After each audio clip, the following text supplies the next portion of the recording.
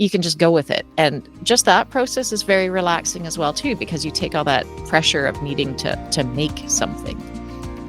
Hey, lady. Welcome to the Highly Sensitive Woman podcast. Do you struggle with self-doubt, setting boundaries, or feeling overwhelmed?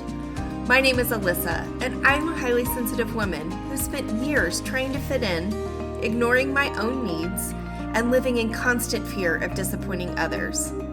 But I finally discovered the power of embracing who I am, and now I don't feel so broken. In this podcast, you'll learn to find your voice, set boundaries, and live with bold confidence and inner peace. Grab a cozy blanket. It's time to connect with someone just like you.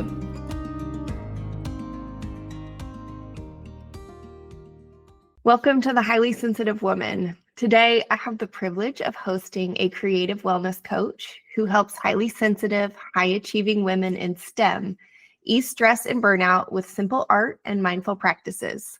With a background in medical device quality and regulatory affairs, she blends science and creativity to offer practical tools for calming the nervous system, setting kinder boundaries, and feeling like a person again outside of work. Welcome, Lexi Reid.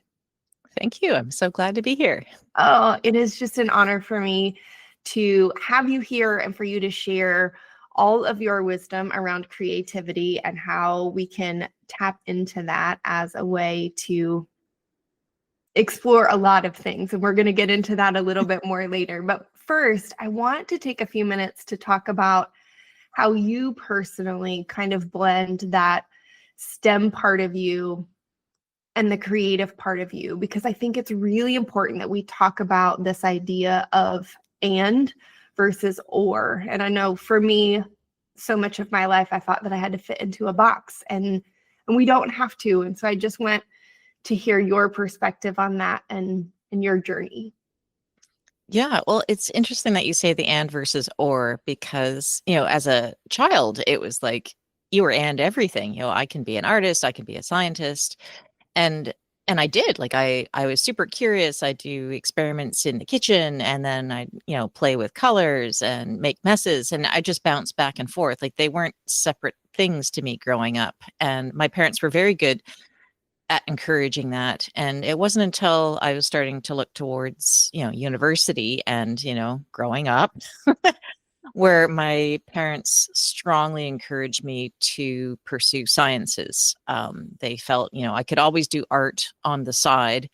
It would really be hard to do science on the side unless, you're doing Frankenstein in your garage. But so they felt it was a safer path. And so they encouraged me to go into science.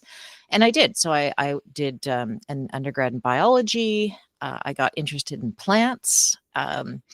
I was really interested in genetics in the lab, but when you're doing introductory genetics labs, they make you work with fruit flies, which were really gross. So we did a unit with plants, and I was like, oh, I can study genetics with plants. I don't have to deal with these fruit flies. So that's what I decided to do as a master's. So I went in and did plant physiology and a bit more molecular biology. And at that point, genetically modified organisms, or GMOs as we know it, didn't have such the bad association with it. It was very new field at the time. The Monsantos of the world hadn't started doing all these, restrictive practices and so on. So for me, it seemed like a brand new, exciting field. And so I pursued a PhD in plant molecular biology and GMOs. And I was actually making, it's kind of an interesting thing, but I was making sort of an anti-cholesterol drug in an oil plant. So it was kind of interesting that I was using what usually would be used to like make margarine or something, because it's very oil heavy. It's called canola here in Canada, the plant I was working with, but I was using it to make basically a drug that could help treat cholesterol, which I thought was a really neat pairing. So I was super excited about science, but I did drop art. Full disclosure, I was so busy in the lab. I lived in a tiny apartment. I had no room for what I thought I needed. I thought I needed a big studio, because that's somehow how I thought a real artist was. So I thought, no, I'm going to put art aside, be a scientist. but I felt something was missing because it's, that's still very much who I was. And it wasn't until I actually had my kids that I started playing with their art materials again. And it was sort of like I could indulge myself going, oh, I'll just go to Michael's and pick this up for them. They'll really like it. But I was buying it for me. So that's kind of how I found my way back to art, was sort of that gentle nudging towards it. And I realized that I needed both in my life. I couldn't be, just the scientist or, and, but I also wasn't ready to sort of give up my day job and just be the artist either. So I had to work a way to figure out how to do both things.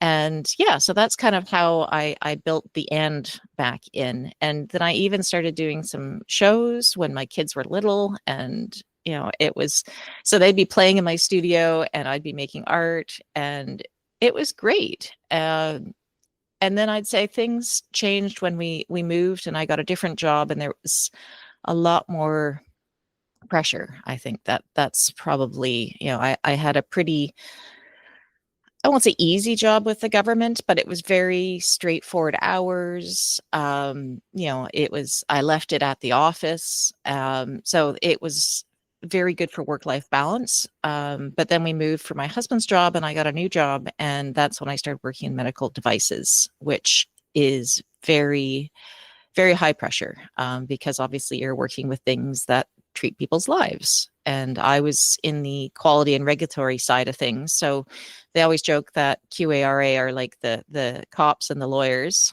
So we make sure the engineers are building things to spec. And, with the lawyers, we're talking to FDA and Health Canada and trying to get our things through the system. And I was working at this company when COVID hit, and our company won a contract to build emergency ventilators, which I don't know if you cast your mind back, but that was before we had vaccinations. And so we thought we needed, ventilators as a last resort for everyone. And so we were all working from home, and I was working 24/7 on trying to get these ventilators approved, with my team, not just doing it on my own, but definitely as part of a team. We were working 24/7 to get these things approved and out the door and in the hands of Canadians. And, you know, even then, I used to go into my studio and relax, but during that time period, I couldn't even step into my studio. It was like I had a complete mental block. I could only do my job. And I basically burnt out, full disclosure on that one, because I worked around the clock and I was on call all the time, and my kids were home trying to do the homeschool thing. And yeah, I just burnt the candle at all the ends.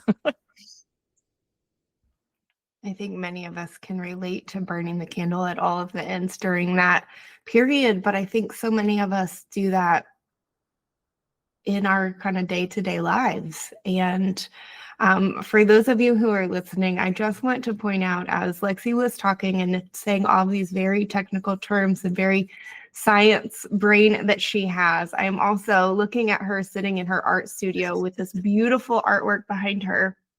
So it is just such a beautiful thing to see the and in motion. And as someone who comes from a math science background myself, and interestingly enough, at the beginning of this year, I said, I really want to focus on tapping into my creativity, because that's not something that I have done in a very, very long time. I was thrilled that we were able to connect and to have this conversation, because for me, I felt like tapping into my creativity was going to be a way to kind of bring myself back home to who I am. And I know that you describe creativity in that way, that it's not a performance, it's kind of a return to who we are. And, when you were speaking about your childhood and how you got to do all the things, and the and was very natural, I think for so many of us, that is how it is. And then as we grow, for whatever reason, it becomes an or. So was it during that time of COVID when you really started to find yourself kind of returning to your creativity as a healing and self-regulating tool?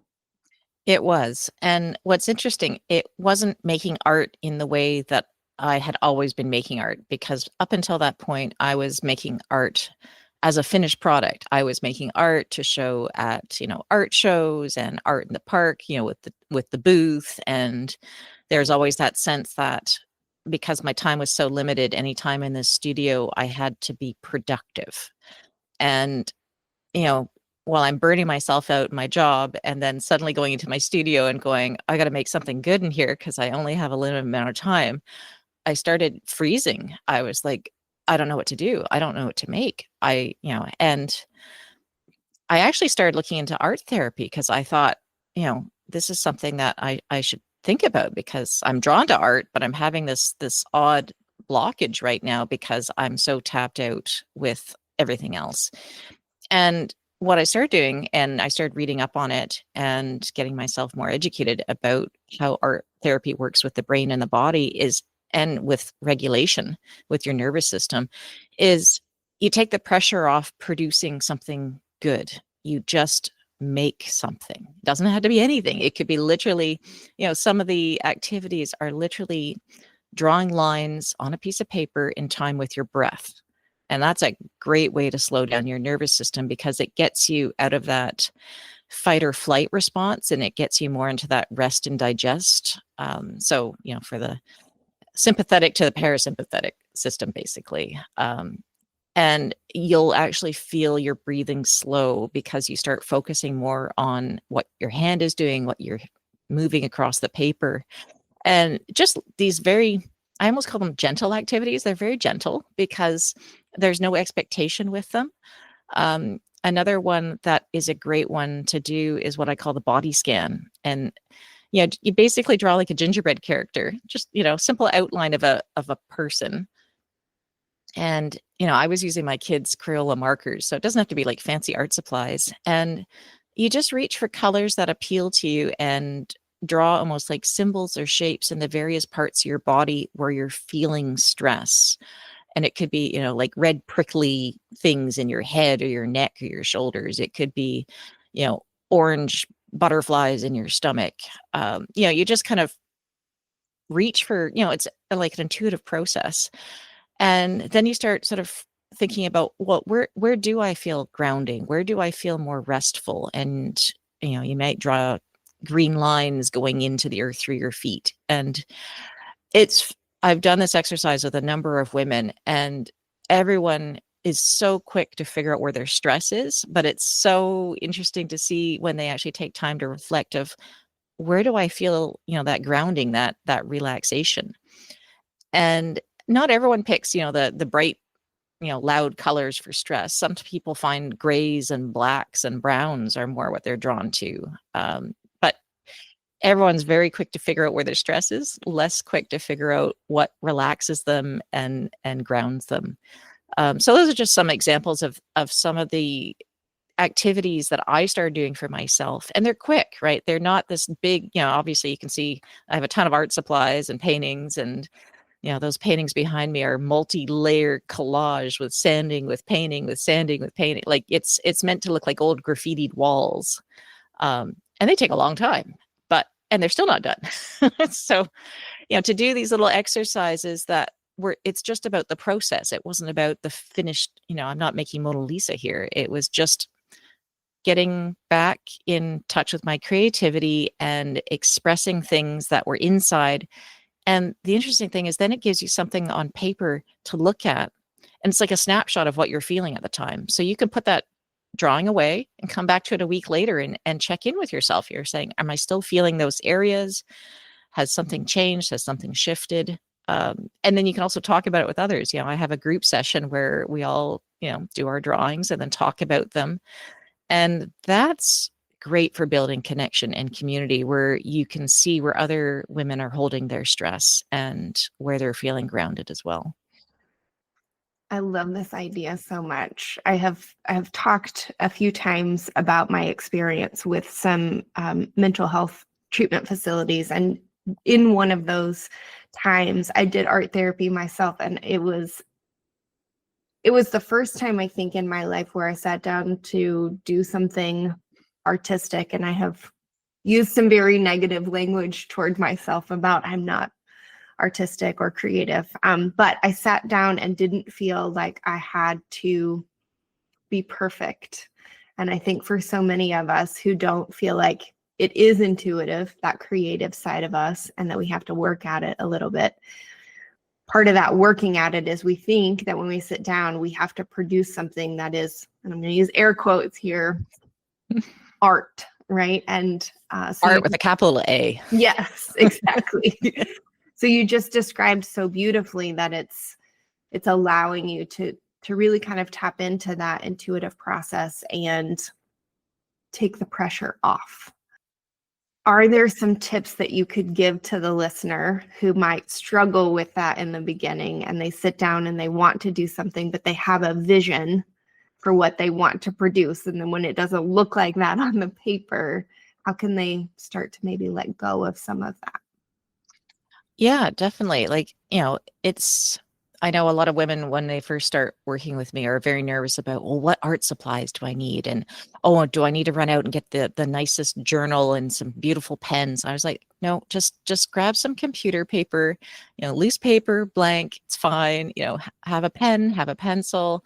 If you want some highlighters or some markers, all of that's easy, and that takes the pressure off, because you don't have the sense of, oh, I'm going to waste these great materials, and oh, I'm too nervous to like draw on this perfect journal.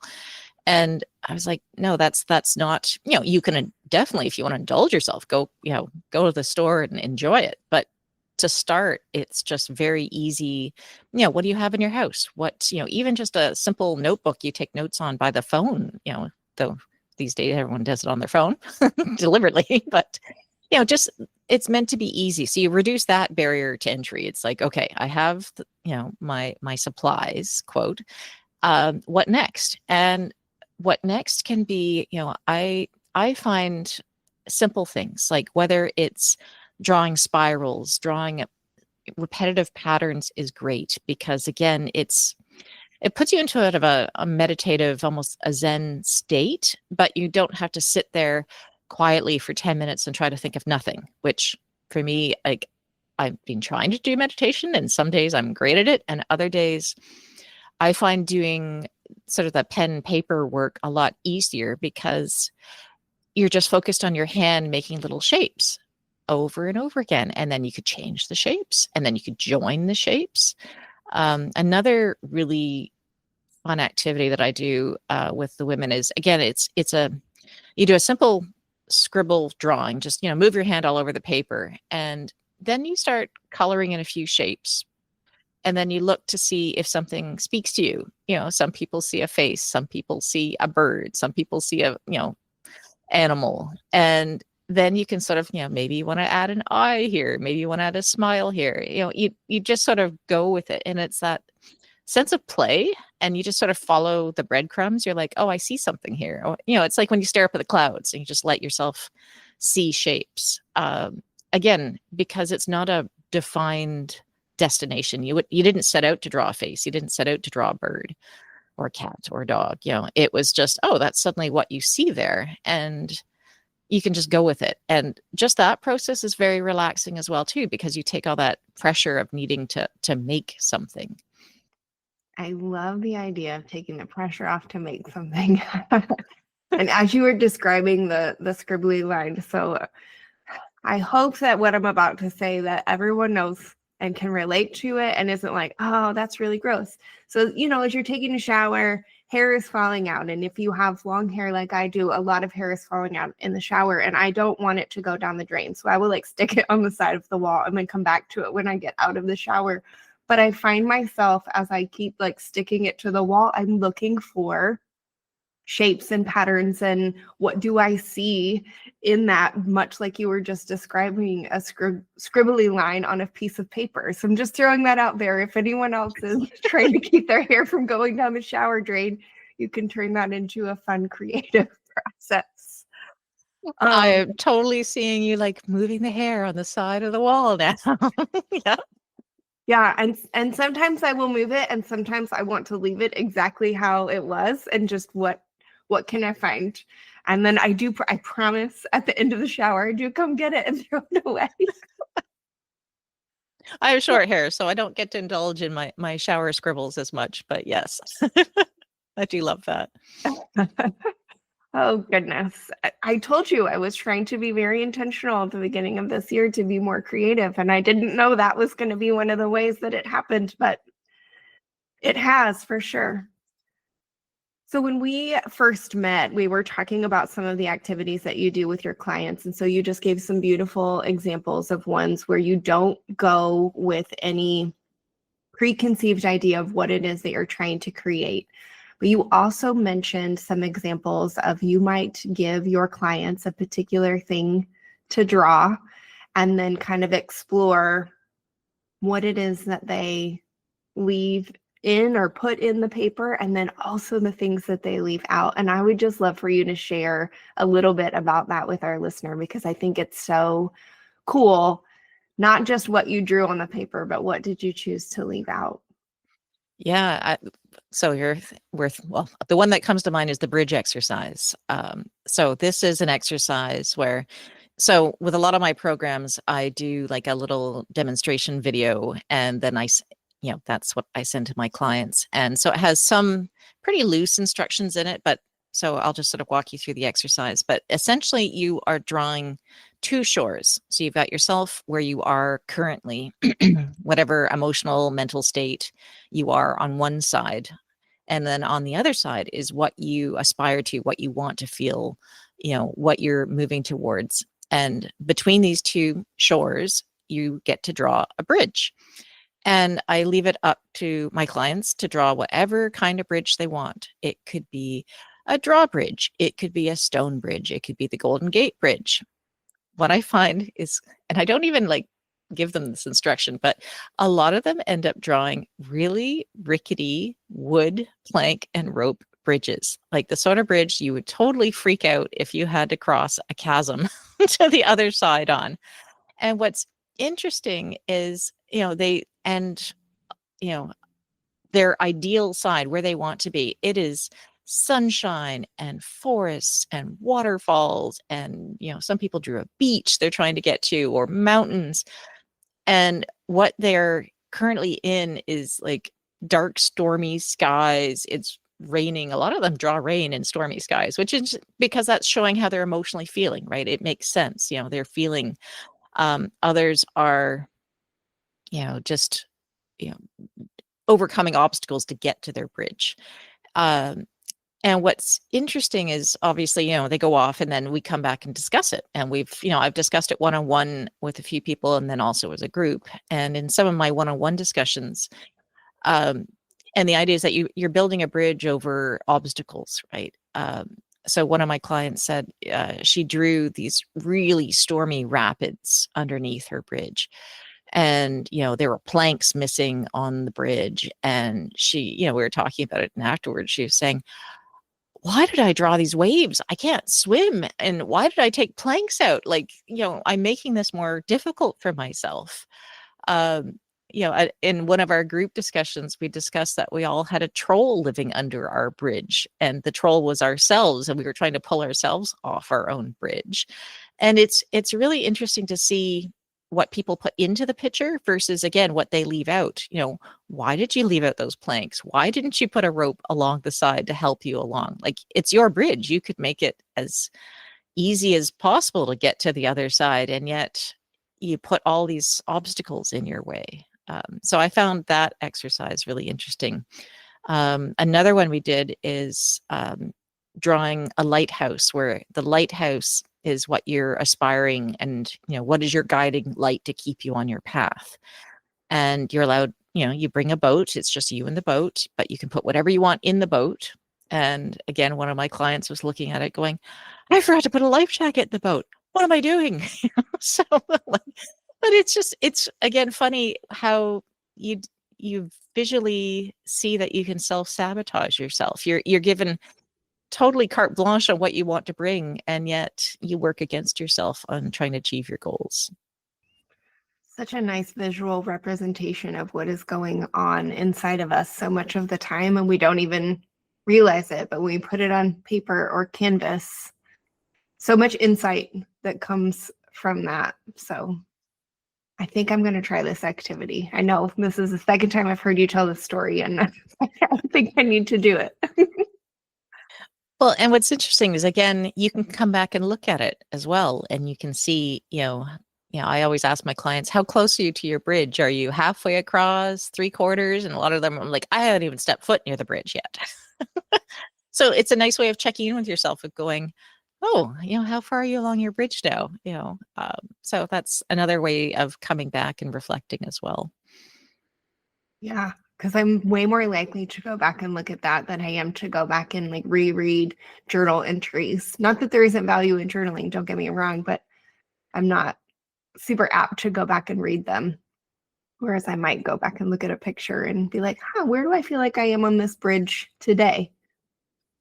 Yeah. Or, oh, those waters have calmed now a bit. Or, just even sort of, it's like I call it a visual artifact, right? It is how you're feeling at that time, right? And it's great to reflect, and it's very quick. You can go back and almost feel those sensations of when you were making the drawing as well too. It's very visceral, that feeling. Whereas writing is great. Like I do agree, like, and I do ask my clients to write down notes as they come up, while they're reflecting. But there is something about, it's that picture in 1,000 words, right? It's, you can almost like immediately snap back into what were you thinking when you drew it. Yes. And as you're talking about that, I'm thinking about some of those pieces that I did when I was in that treatment facility and doing art therapy. And I remember going back to look at those a week, 2 weeks, a few months later, and it is very much a visceral experience when you're looking at them again. So for the woman who finds herself, kind of in that stormy side and maybe hasn't even decided to step on the bridge just yet, and she's just feeling very depleted and maybe overstimulated and just doesn't quite know where to start, what might be your favorite creative ritual for grounding to get her moving? Well, I mentioned the breathing exercise. That's a quick, easy one, just drawing lines in time with your breath. Another fun component is picking music that you like to listen to, and pick some colors and try to almost just draw in time to the music. So if it's more upbeat, you'll find that your hand's moving faster. You may make some swoopy lines. You may make some doodles. If there's a beat, you may start making marks on the paper in time to the beat. So that's great because it works, again, because you're doing something physical with your hands, but you're also not thinking because you're listening to the music, and it kind of gets you out of your body and out of your head as well. So that's a really nice, especially again because you pick something upbeat. But even doing slow classical music, if you need to relax, I always laugh, but I go to Enya. Like if somehow that sail away song, I just like, I need to sail away, and I'm just gonna just draw some blues on a page, and it's really works. Like it sounds so simple, but just listening to a song you like and picking some colors that just, make lines on the page, and it doesn't again have to be anything tangible. Um, the other thing I like doing is if you are just walking, go for a walk at lunch or after work and just take little pictures of textures that appeal to you. Like you might see a leaf on the sidewalk, you might see some interesting, weeds growing up in the concrete. Like luckily I live near the woods, so I can go out, but I understand not everybody can go out into the woods and take pictures of trees. But just even, taking pictures of interesting graffiti, I find, if you zoom in and look just at the colors and how they appeal to you, it's like making a sort of a digital collage, basically. And again, it trains your eyes to start looking for colors and textures that appeal to you, and that's a great sensory sort of treat that way. So that's really easy to do because you don't, everyone these days has a camera on their phone. And then again, you can go back and look at them, right? Like you can make a little, digital scrapbook. So yeah, I try to make things simple for my clients because I know, like, if I said, oh, okay, we're going to sit down, we're going to paint now, they'd be like, oh, I'm not ready. I don't know how to use paint. And so I try to work them up that way. So a lot of my activities just start with simple drawing, but knowing there's collage and there's painting and there's sculpture, all of those things are out there, but I try to sort of do a very simple gateway into creativity with them. Yeah. I'm noticing whatever the modality is, I think the idea of starting simple is a common theme throughout everything. And it's when we try to make things overly complicated or put some sort of demand or pressure on ourselves that then what could be an incredible tool becomes just an added stressor. So I want to reiterate, start with something simple and something that you already might enjoy. As you were talking about listening to music and drawing to that, I love live music, live music for sure, but I love music. And so, you said everyone has a phone with them and they have their camera. I have a ton of music on my phone too. So that is with me at all times. So recognizing what is already accessible to us and already at our fingertips that we can tap into without it being expensive or an added stress or overcomplicating it. I love all these simple approaches that you have offered to the listener. So for highly sensitive women in particular, what's one message that you hope that she can take away from what we've talked about today with regard to creativity? That it does, it feels good. Like it's, let yourself try it out again. Let yourself play. Go back to being when you're, the kid in the art store and you just wanted to try all the things and you didn't have to think about, oh, I'm wasting materials, right? Like just have fun with it. Allow yourself to have fun with it, because it will make you feel better. It will help you de-stress. And it doesn't have to be complicated. Even just drawing simple spirals on a page, listening to music, you'll find your nervous system, it calms down and resets. And, it gives you a little bit of time to yourself as well, which I think we all, we're always doing things for others. And, this is just a little small creative ritual you can do for yourself. I love that so much. Thank you for all of the wisdom that you have brought to today's conversation. If a listener wanted to learn more about you, where can they find you? Yeah, easiest thing is to go to my website. It's Mind Art Wellness altogether. There is a free 5-day creative reset exercise, a challenge. It's not really a challenge, but it's called a challenge. But yeah, each day you'd get an email sent to you with a little link to a video and some reflective questions. And very much like doing these exercises I was talking about that I do with my clients, you get to try it for yourself. I also have a sign up on my website for a weekly newsletter where I send out little tips each week about mindset, wellness, and creativity as well. So those are 2 great free resources on my website. Thank you so much for being here. Such a treat to have this conversation. And I know that everyone listening is going to feel a little bit more creative as a result. Oh, thank you for having me. It was a lot of fun chatting. I hope you enjoyed today's episode. If so, would you take 30 seconds and share it with a friend who may be feeling like she's broken too? I'd love it if you'd leave a quick review for the show on Apple Podcasts. It brings me so much joy to know this podcast is helping you. Now it's time for me to stop talking and go soothe my senses in nature. I'll meet you back here next week for another episode. Take care.